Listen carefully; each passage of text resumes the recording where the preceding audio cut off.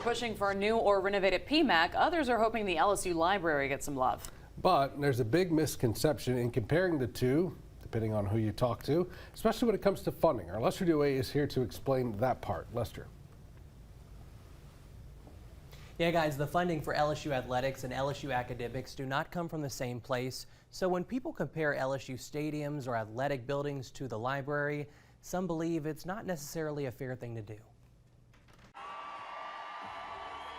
There's recently been a huge push from arguably the most popular coach in the entire state of Louisiana right now to renovate or replace the aging Pete Maravich Assembly Center. And if you're not careful and you don't keep up with the Jimmies and the Joes, you're going to get left behind, and LSU people don't like to be behind. I like things done yesterday. See that PMAC over there? If they don't get that sucker built before I retire, I'm going to give them holy hell. It's time. That thing's 48 years old. It's dangerous in there. Those calls have fallen on deaf ears for some folks within LSU who are pushing for a new LSU library, as some of the sights from inside are pretty awful. I mean, there are tarps over some of the bookshelves protecting the books.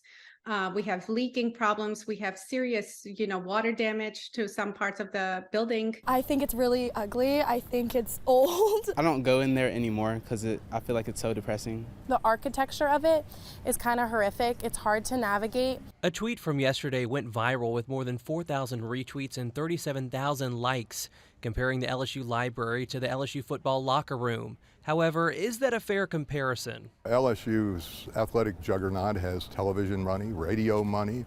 It has signage in the stadium. It has a lot of ways to raise money that the university doesn't. And it also has the Tiger Athletic Foundation. The library opened in September of 1958, and I'm told there really hasn't been a renovation since then.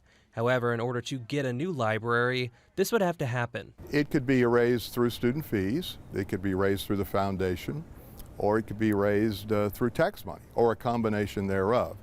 And LSU, like other universities, does not have a large endowment. We are cautiously optimistic. While both the PMAC and the library are in need of some love, the governor was recently asked about which one he'd prioritize. I don't blame a basketball coach for wanting the best possible basketball arena.